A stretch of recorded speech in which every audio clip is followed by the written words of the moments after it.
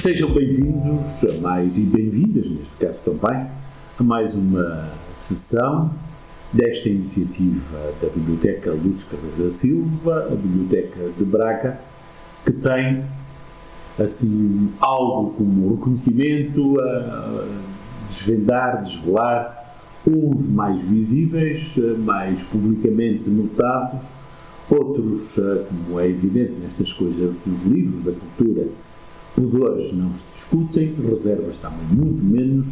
De qualquer das formas, decidiu a Biblioteca, e muito bem, que autoras e autores de Braga, daí a iniciativa chama-se e chamar-se-á o Ouro da Casa, nomes que se considera importantes com obra feita, muito pouco também essa consideração não é para aqui, chamada, mas com obra que de qualquer das formas circulam nas bibliotecas, nas livrarias, de mão em mão, de crónicas, de referências, também é importante.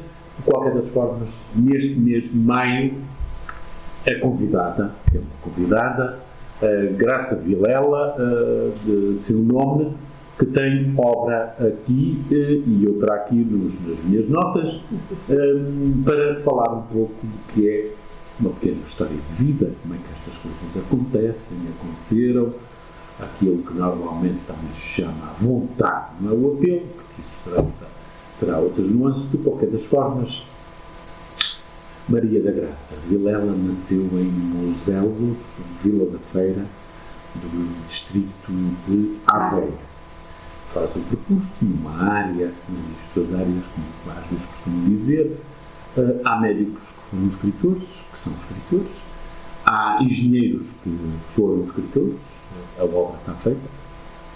Um primeiro Miguel Torga, outro Jorge Sena, por exemplo, Fernando Namor, também de alguma forma. A vontade da escrita não é uma varinha de condão, mas também não está adstrita única e exclusivamente a quem andou ou anda na área das letras, das ciências humanas, sociais, isto é, banda larga. Da sua experiência em Moselos, na Vila da Feira, no Conselho, como é que foi a escola, os primeiros impactos de conhecimento, que poderá eventualmente desvelar como é que foi este encanto ou encantamento pela palavra, pela escrita, pelas histórias, como é que começa este seu percurso até hoje, 29 de maio de 2025, mas este início, este momento inicial, quase como disse Sofia de Melo Breiner Andressen, o momento inicial, a manhã clara, como é que foi isso? Ora, antes de mais, boa tarde, António Ferreira. Agradeço desde já à Biblioteca Lúcio Craveiro o convite, agradeço. O programa em si é ótimo, porque permite divulgar os escritores, isso todos a vão agradecer, e eu, em meu nome, agradeço. E então vou contar a minha história de vida, começando em Moselos, mas para ir a Moselos eu tenho que retroceder um bocadinho. Como quiser, esteja a contar. O meu pai era meteorologista e, portanto, o antigo corresponde ao Instituto do Mar e da Atmosfera. O meu pai trabalhava nesse instituto. E, portanto, ele era colocado aonde o Instituto o colocava. E agora as estações, chama-se estações, por esse país atual. E ele estava nos Açores, em Santa Maria. E a minha mãe ficou grávida e ela queria ter sempre todos os filhos. Eu fui a última. E ela queria ter sempre todos os filhos na terra dela. E, portanto, talvez pela minha avó, que é a mãe dela, que estivesse perto, talvez ela quisesse ter os filhos junto da mãe. E foi por isso que ela veio a Moselos, e assim eu nasci. Mas eu em Moselos tenho muito poucos dias de vida. Porque eu em Moselos Foi praticamente o nascimento e o batizado. E depois voltei para os Açores, onde o meu pai estava a trabalhar. Pai itinerância. Sim, pai itinerância. E o meu pai depois dali foi para Moçambique, Lourenço Marques, ainda foi esse nome, Lourenço Marques. E nós assim fomos todos. E depois de Lourenço Marques vim para Coimbra. E de Coimbra para Braga trabalhar. Eu vim para Braga exatamente para começar a minha vida profissional. Ora, a escrita. Nós em casa sempre gostámos de... Pois é isso, mas esse é o ambiente mais... Só lhe contei assim, assim rapidamente. Nós gostamos todos muito de ler. O meu pai era uma pessoa que levava muito a leitura. Gostava de ler tudo e estar sempre muito atualizado ao nível do que se passava no país. Lia sempre o seu jornal, não perdia as notícias e quando veio para cá fez exatamente a mesma coisa. A minha mãe também gostava muito de ler. A minha mãe era mais dos livros, não era tanto do jornal, mas sim mais dos livros. E a minha mãe também já tinha o gosto pela poesia. Eu saí assim um bocadinho diferente dos meus irmãos, confesso. Porque eles até às vezes se interrogam de onde é que vem este lado que eles não têm. Da escrita. Nós temos nos nossos estudos, qualquer um de nós, temos a área das ciências, porque o meu pai, como era meteorologista, tinha o curso de geofísica, claro. E, portanto, a geofísica tinha as matemáticas e as físico-químicas todas. Ele deu durante muitos anos, além de trabalhar no Instituto, deu muitas explicações. E nós, filhos, assim estávamos nos grupos, conforme. Depois, o meu pai estava sempre muito ocupado e a minha mãe é que nos cuidava de nós nos estudos e, claro, cultivávamos para a leitura, o ler. E nós desenvolvemos a leitura também, porque a minha mãe tinha o hábito, nós quando íamos alguma coisa, por exemplo, da escola, começou por aí, tínhamos que ir ver os significados ao dicionário. Que eu acho que hoje se perdeu muito nas escolas, eles não utilizam o dicionário. Quer o Porto Editora, quer a Lelo Ilustrado. Exatamente, eu sou professora e os meus alunos perderam. Eu sei que sou de matemática, sou professor de matemática e ciências, mas eu acho que se eles tivessem. Porque insiste-se muito nisso, quer dizer, nós quando muitas vezes estes debates agora são uma pequena digressão à volta da educação, assiste-se muito a estas, volta e meia, há uma luminária que mais ou menos diz isto. Eles são bons a matemática, a português são muito fracos, ou não acompanham o mesmo nível, mas depois vem alguém que diz, mas atenção, sem o domínio da língua, perceber, a matemática também sai frouxa, porque eles também não conseguem perceber o que lhes está a ser solicitado nos raciocínios, nas deduções ou induções lógicas, seja lá o que for, e, portanto, há aqui uma articulação da língua materna, do domínio, da capacidade de expressão, do escrever, do interpretar um texto.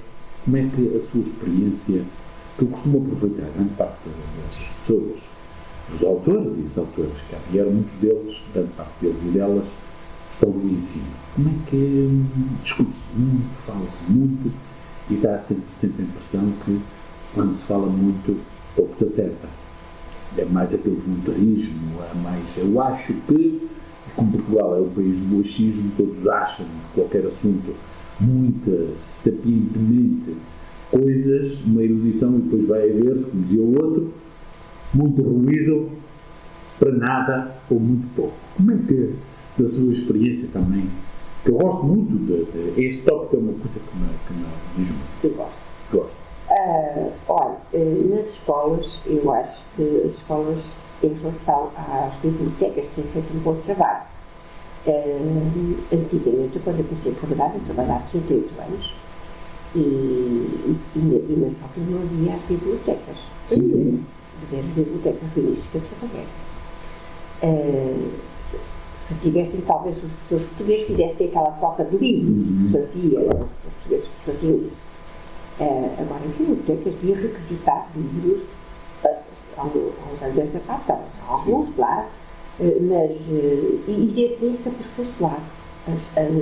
O modo de estar na biblioteca, em silêncio, com algumas regras, nomeadamente o silêncio, tem vindo a ser sempre desenvolvido. E o trabalho da rede das bibliotecas tem muita importância, o que eu constato. Claro que os responsáveis que estão aqui também têm essa responsabilidade, mas não vamos agora para esse lado. Sim, não interessa. Vamos para o lado melhor, o lado positivo é que os alunos tiram proveito. A funcionalidade de uma própria biblioteca, qual é o efeito? Mas ainda está aquém. Porque eles requisitam, sim, mas ainda requisitam muito pouco. Para aquilo que precisam, para as suas necessidades, ainda requisitam pouco. Hoje até já há nas escolas o momento 10 minutos a ler. 10 minutos, pelo menos a ler. Num determinado tempo do dia, todos os dias, seja que disciplina for, tem que ser aquilo. Ler. E os alunos às vezes não trazem o livro, depois têm que requisitar. A escola até já faz isso, tem uma caixa e coloca ali uns livros para aqueles que se esquecem de trazer o livro ou não têm o livro requisitado. Tem sido feito um bom trabalho nesse nível. Eu acho que todas as bibliotecas estão de parabéns nesse sentido, na promoção da leitura. Sim, eu estou muito contente com isso. Só que eles continuam a precisar, depois eles apoiam-se muito no mais velho de lhes dizer o significado de. O significado de. O que é que significa isto? O que é que isto significa?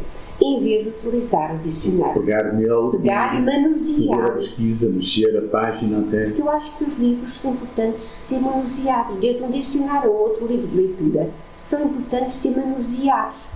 Claro que hoje há muito digital. Eu acho importante o digital, mas o livro em papel, o suporte de papel, não tira o seu próprio papel.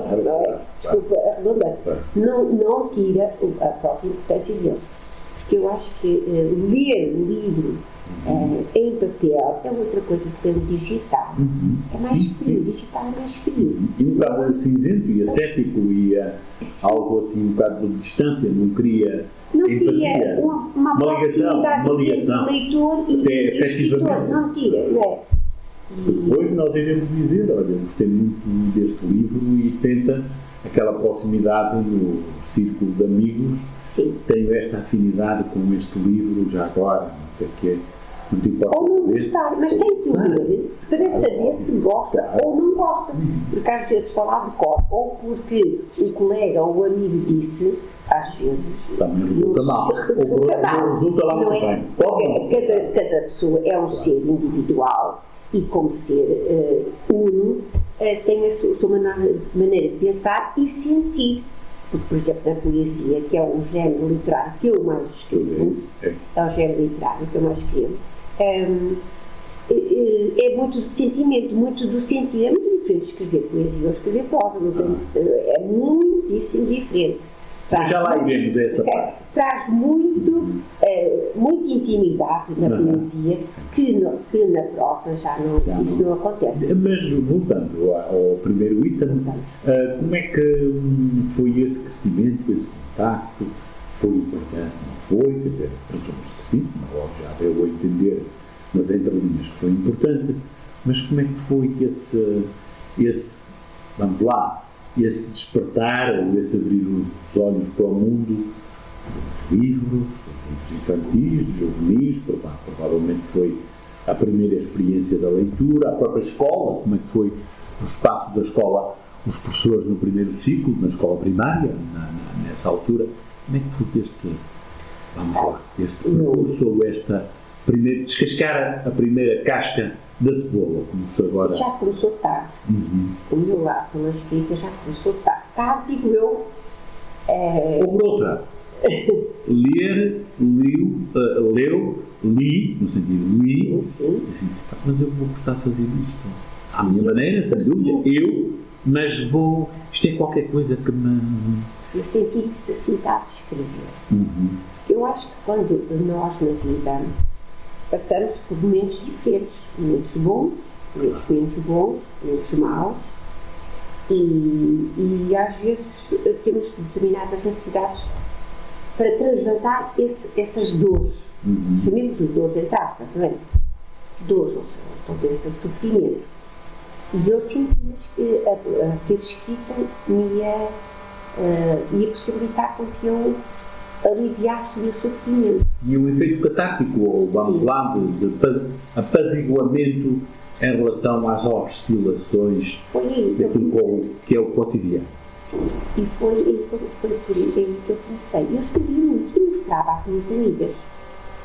Uma delas deve conhecer, Maria da Conceição Fernandes, que é professora também, está aposentada, mas é professora, e ela lia muito os meus poemas, histórias, e que eu comecei por escrever histórias de crianças que estão aqui compiladas no livro, no livro da Rita, e ela lia e um dia disse assim: eu estou cansada de ler as tuas coisas em rascunhos, tudo a fazer. Em formato A4. Exatamente, e foi. Por que não pões isso em A5? Por que tu não publicas? E eu fiquei assim, publicar, porque eu pensava em publicar, disse eu. E ela, há de publicar. Olha, no jornal mas não pensa que a escrita também é assim, vamos lá, um passo em frente, não é? Um passo atrás. As pessoas têm sempre, os autores, as mulheres têm sempre algum pudor, mas também nós sabemos por experiência, não é? Que os escritores e as escritoras deram sempre o passo em frente. É por aqui que vai, independentemente, porque as pessoas às vezes têm aquele dilema: mostro, não mostro, publico, não publico, o que pensam, o que pensarão. Esta posição assim um bocadinho dilemática no sentido não é existencial, mas pronto, porque como autor é sempre autor e autora com livros, não é? Claro. Sem livro, não deixa de ser uma grande vontade, um voluntarismo, um comportamento assim um bocadinho ingênuo, ou vamos lá, gostava muito, mas não deu. Senti isso. Eu no princípio não sentia que me expunha, mas eu reconheço. Porque eu digo isto, e vamos a esta será a segunda parte, porque a sua poesia, que é aquela que é assim muito subjetiva, não vou dizer que é intimista, porque é um desvario, às vezes escreve-se muitas vezes, intimismo, tal, para lá e para cá, mas é um eu que ali está, um eu muito depurado, naquele sentido muito, quase muito cristalino, quase pueril, faz lembrar, às vezes, aquelas que eu li, um pouco as cantigas medievais, a cantiga de amigo, até mais do que. E a cantiga de amor também, de alguma forma, mas é por aqui que pode ser olhada alguma da sua obra, da poesia, nomeadamente. Mas há outros escritores que seguem também essa linha. Eu, quando comecei a escrever, então, se me permite seguir este raciocínio. A convidada sim. É a Graça Vilela, não sou eu. Exatamente. Eu, quando comecei a escrever, escrevia sem estar a pensar. Aliás, eu, quando escrevo, é porque tenho necessidade de o fazer. A não ser a prova. Isso já é diferente, mas na poesia é quando tenho necessidade de escrever. Quando sinto necessidade, é isso, escrevo. E eu sei que muita gente escreve, mas tem receio de publicar. Ou receio, nunca me disseram nitidamente se foi receio, mas disseram que não querem publicar. E eu penso que é receio, é o meu pensamento. Assim um bocadinho. Sim, um bocadinho. Porque eu reconheço que quem escreve fica exposto. Quem escreve fica exposto. Não há dúvida. Por aí não há volta a dar. E quanto mais se lê desse autor, mais exposto se fica. E há um colega meu, que já está retomado, que uma vez me disse: olha, Graça, eu não tinha a tua coragem, porque tu expôs-te no teu rádio ao estar a publicar assim no Jornal Diário, nessa altura. Pois é isso, estava contando no Diário do Minho. e dizia assim, tu ao colocares O Diário tinha um suplemento era literário ou cultural. Era o doutor, ainda hoje tem. Sim, mas era mais a poesia que saía. Era o doutor Abílio Peixoto, que estava à frente, quase tudo, não é? Pois. E ele, pronto, deu-me de falar também com ele. E o meu colega dizia que quem publica fica exposto. Porque depois, se a pessoa comprar o jornal, e na altura era só jornais, vai seguindo todos aqueles autores e começa a ter a noção da pessoa. Como é que ela será? Será assim? Mas a Graça Vilela também não acha que esse exercício da escrita, ocorreu-me agora esta ideia, esta imagem, se quiser, é um bocadinho quase como a construção de um fio da aranha. Anda às voltas, até que o total fica feito, a teia fica toda completa. Desses seus poemas todos, vamos lá, bissextos, no sentido de pontualmente, mensalmente, esforço, não importa, mas no final, de tudo corrigido, as pessoas provavelmente ficaram com um dos seus trabalhos ou dos seus percursos poéticos, porque dá para juntar, fazer um corpus daquele trabalho, apesar de semanal. Ainda estou a pensar fazê-lo. Já me disseram isso e ainda estou a pensar fazê-lo. Só que, não sei, tenho que estudar essa posição, mas acho que vou em frente com isso e vou um dia. Eu tenho esse suporte do jornal. Claro. Agora é recolher o arquivo em digital e transformá-lo, mas vou fazer um dia. Se me derem vida para isso, vou de facto fazer isso. Tenho gosto nisso. Depois, na escola, quer dizer, decido mais ou menos, olha, vou escrever, mas isto já percebi que é. Não, depois uma coisa leva à outra. Leva à outra. Uma coisa leva à outra. Começou por um lado, não é? Começou por necessidade.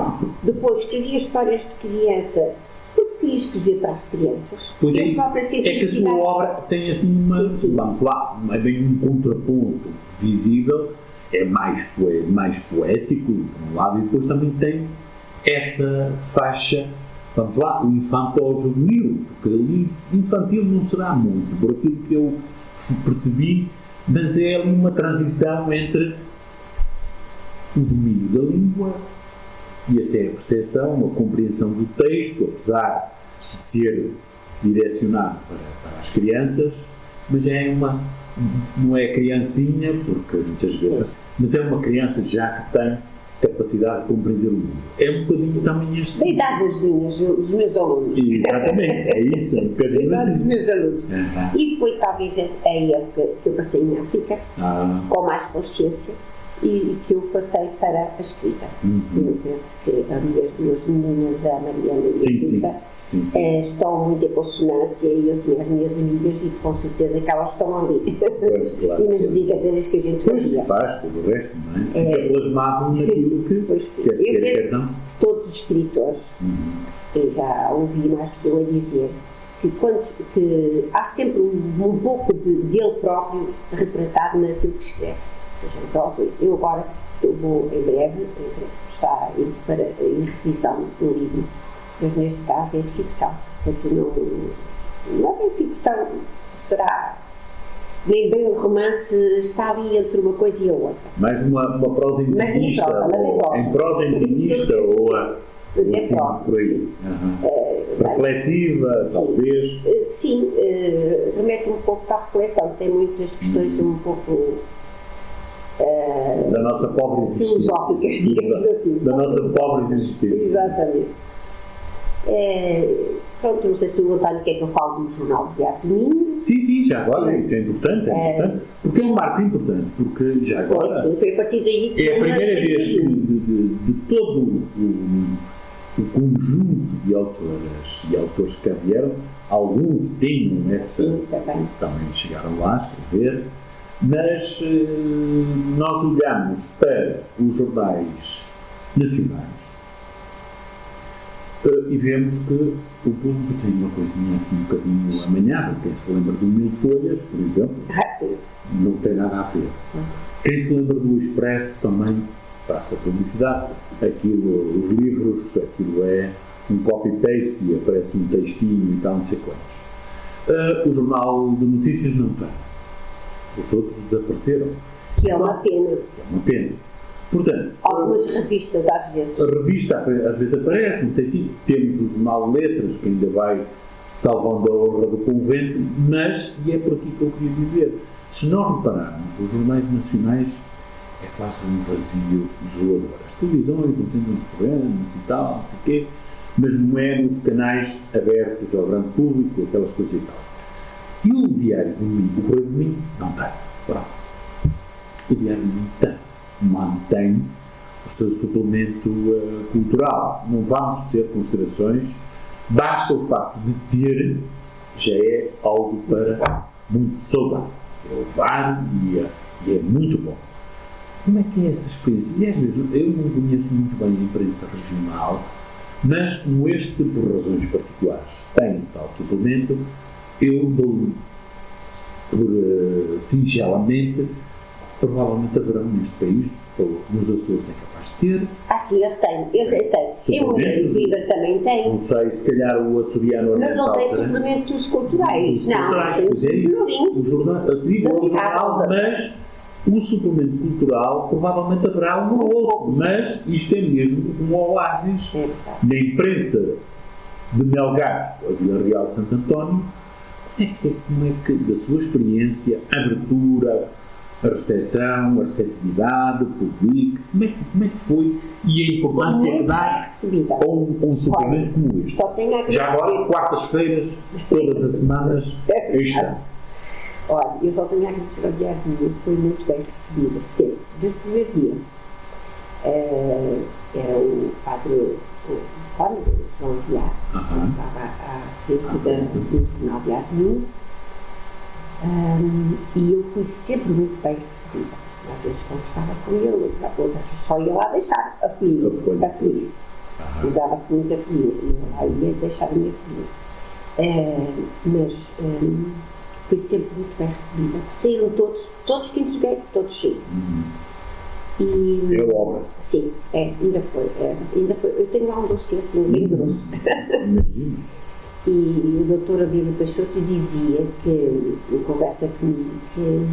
Porque era ele, o doutor Abílio Peixoto, que estava a parte cultural, o suplemento cultural. E ele dizia que eu escrevo, mas a minha poesia, eu fico atrás, parece que me quero esconder atrás das palavras.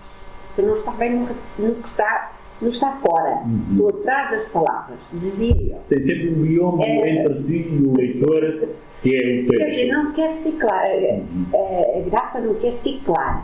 A graça está atrás das palavras. Tem que se ler muito para se perceber chegar lá. O sujeito poético, como costuma dizer. Era a forma que eu dizia.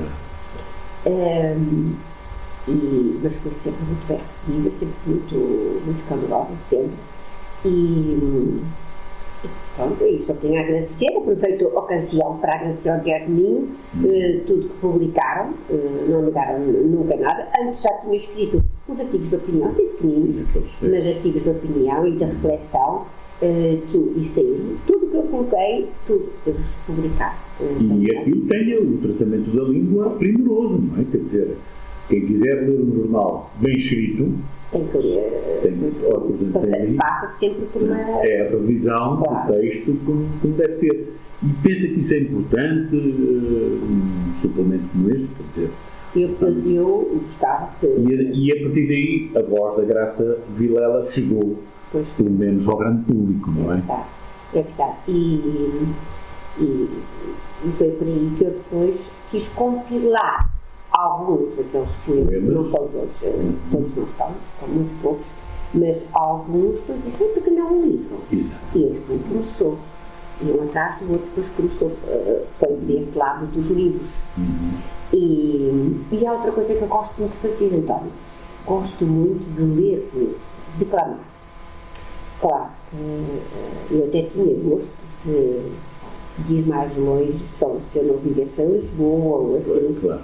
Tinha mais oportunidades, que era gravar no CD com declarações minhas. de poemas, de poetas. Não tinha que ser mesmo. De outros que eu gosto. Pronto, e ainda bem que introduzi este tema, já agora também é uma das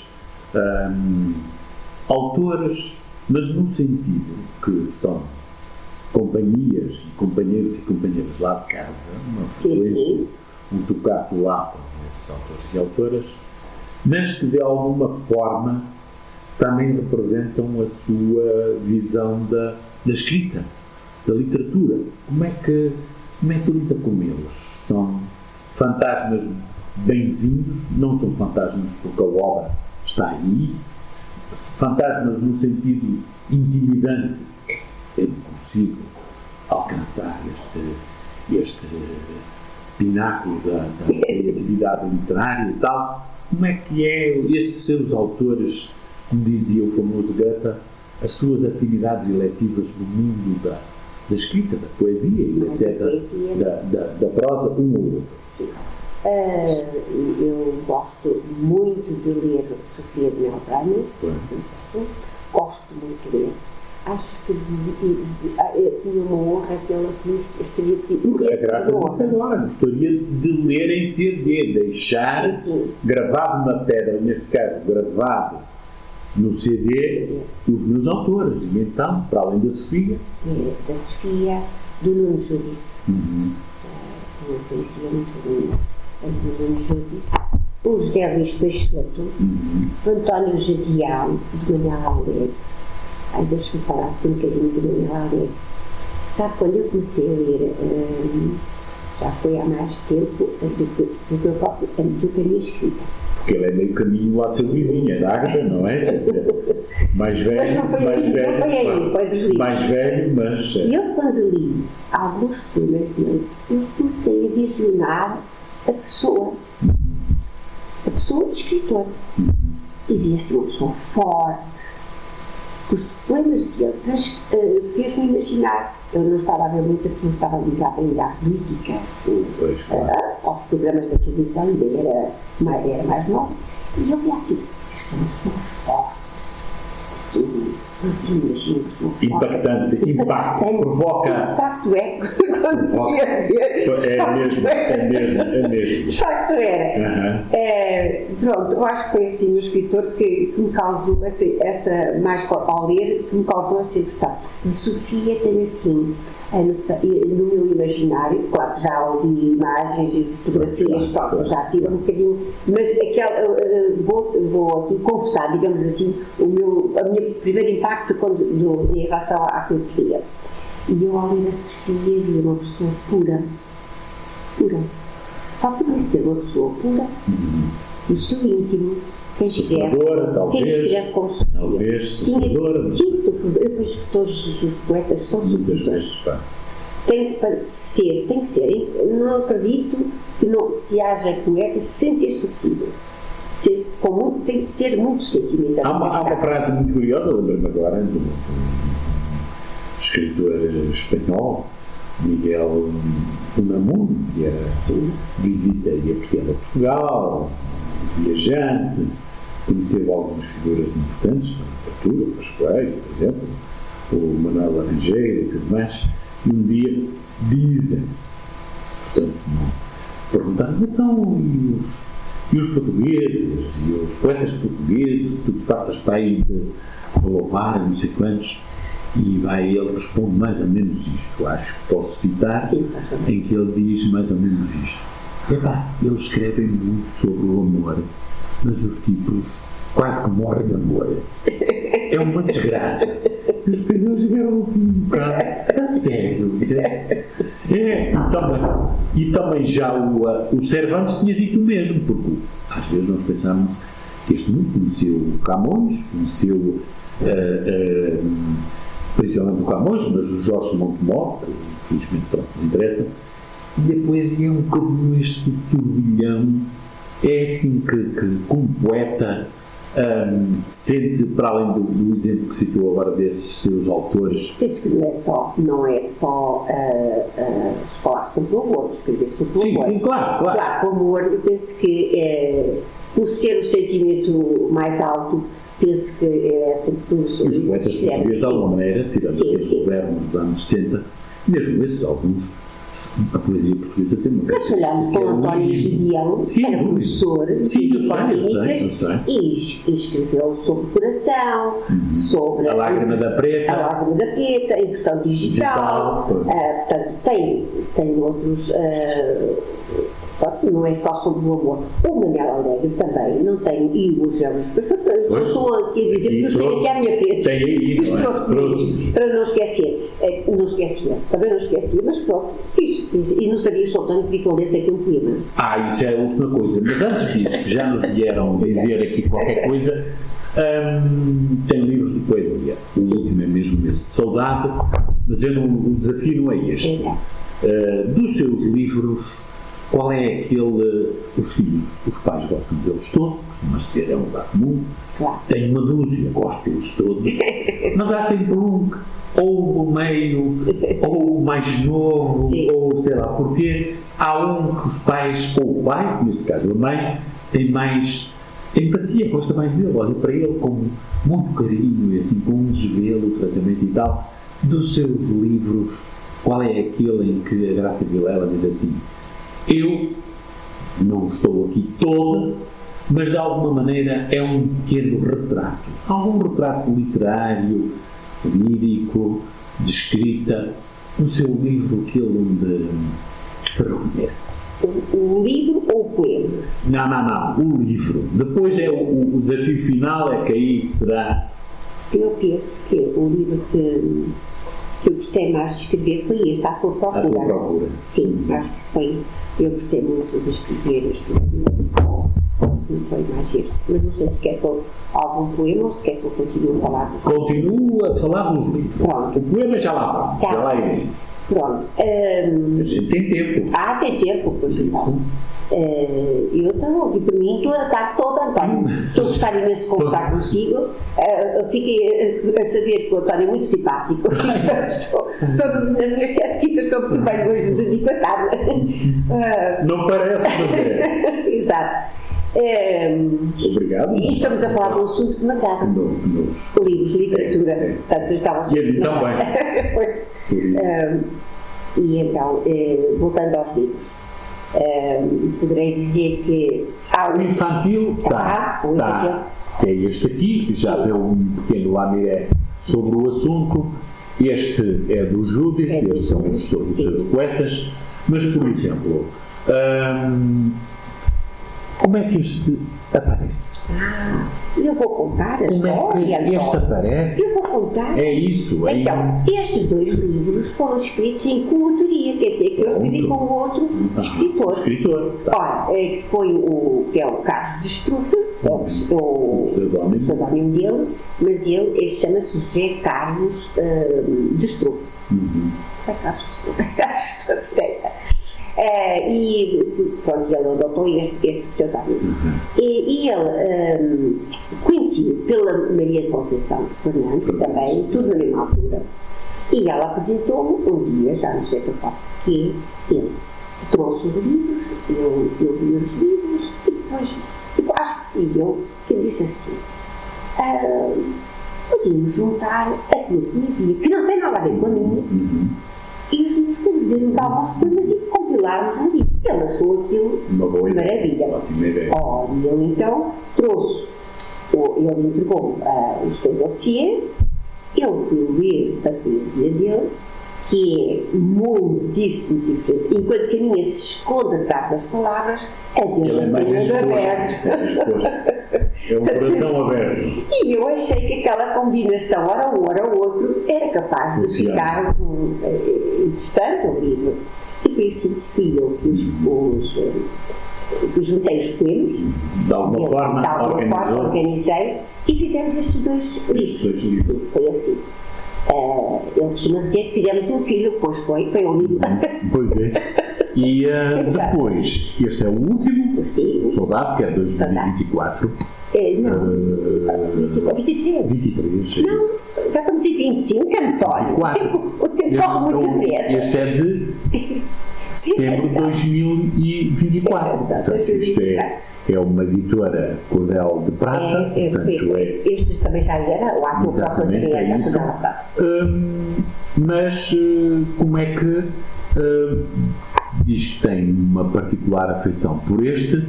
Deste é que vai ler um poema, mas, por exemplo, daqui até aqui, normalmente nós costumamos perguntar o que a leva, tem a noção da evolução do seu campo poético, do trabalho poético, como é que isso lhe dá essa sensação, essa, como dizem agora a juventude, essa certeza ou convicção, se quiser?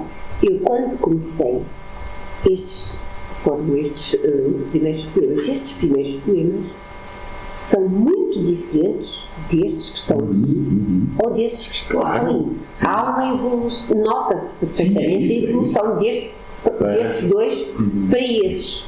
E a temática deste é diversa, não é só sobre o amor, enquanto esta é mais o amor e o silêncio. E essa é um pouco a recordação. Pois, saudade remete de facto para... E a saudade remete num sentido de incompletude, de algo que poderia ter sido e não foi, algo inacabado, não é nenhum balancete do que quer que seja. Não é balancete. Mas é assim uma espécie de um paraíso que se perdeu, ou que teve um paraíso e que olha para ele assim com... Sabe que a saudade, António, se me permite interromper, a saudade... Eu comecei há um bocado com a cantiga de amigo, porque a cantiga de amigo é mesmo o campo da saudade, não é? É verdade, tem razão. Mas a saudade é muito importante na vida de cada um. E costuma-se dizer que os portugueses, mais que ninguém, e não se consegue traduzir em língua nenhuma, o termo saudade, não se consegue traduzir. Exatamente a palavra como se consegue com as outras, com esta não se consegue, porque remete para muito sentimento. E a saudade é importante porque nós, quando ficamos com saudade, faz-nos reviver outra vez. E se aqueles momentos tiverem sido bons, é bom voltar a lembrar, não no sentido de nostalgia, não no sentido de ficar parado no tempo, de um vazio que mas no não tem mais, sentido de querer mais, de avançar e para a frente. É nesse sentido. E então, ficamos aqui a vida aquilo que também foi a primeira vez que alguém disse: eu leio um poema, então solicito à Graça Vilela, escolhe e ler um dos meus ou do outro? O que quiser. O ideal seria seu, já claro, não é convidado. Em casa, não é? Então eu vou ler um poema que se intitula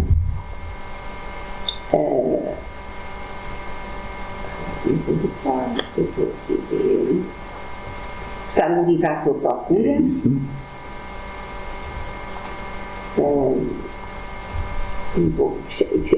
Chama-se Quero-te. Quero-te. Quero-te com tanto fulgor e ardor que confundo o que sinto, ou se não sou eu, espaçado por mim. Quero-te sentir, quero-te ver ao correr das águas em ti, quero-te. E tanto mais quero que entro em concorrência com elas. Quero saber se elas te beijam mais ou se os meus beijos não os sentes mais. Quero-te. Quero-te tanto que me dás por isso. Tão ocupado estás, na vida certinha estás, com o mesmo desenrolar que uma corrente de água escorre rio abaixo. Tão baixo, tão fundo, tão rápido que nem vês. E o que vês é um engano.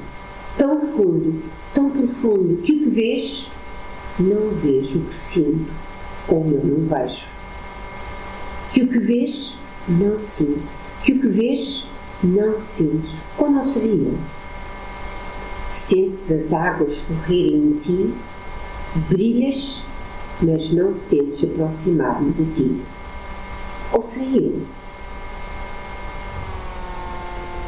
Em nome da Biblioteca Lúcio Carveiro da Silva, nesta iniciativa O Ouro da Casa, e também em meu nome quero agradecer a simpatia e a atenção que Graça Vilela teve connosco, mas principalmente com os e as ouvintes, para falar da sua obra, dos seus livros, o percurso de lá até cá. Graça Vilela, obrigado. Muito obrigada, eu. Ouro da Casa, o podcast de literatura da BLCS.